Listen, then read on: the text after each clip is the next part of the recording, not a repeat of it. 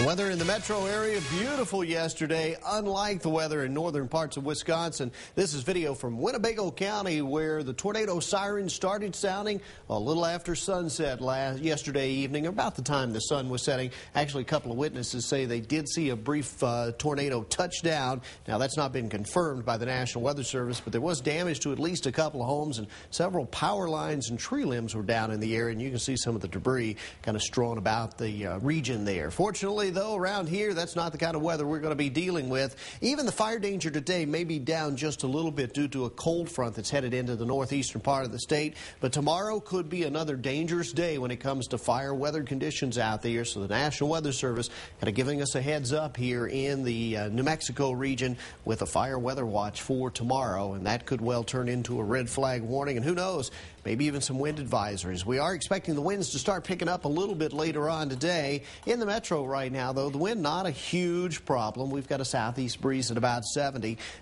miles per hour, that is, not 70, only 7 miles per hour, but 50 degrees. That's right.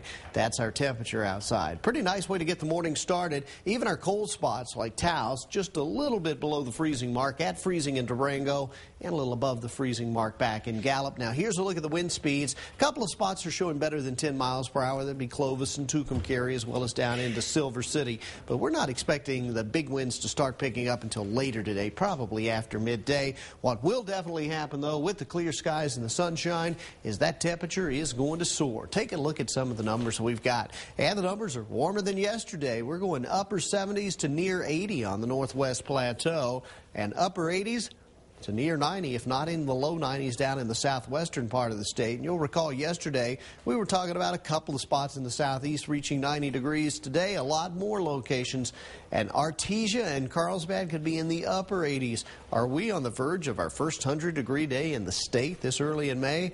It's possible. We'll definitely be watching those temperatures in the southeast. 70s and 80s in the northeast, 60s and 70s up in the mountainous terrain, with 80s in some of the lower elevations. Espanola probably right at about 80 degrees today. 76 in Santa Fe. And notice the mild temperature string continues for the next 7 days. Our East Mountain communities will be prone to a few breezes this afternoon and probably all out windy by tomorrow. Same story in the metro. Downtown won't be 2 tonight. We'll be 42, but we will be 82 this afternoon. And it looks like we'll maintain the 80s through Friday.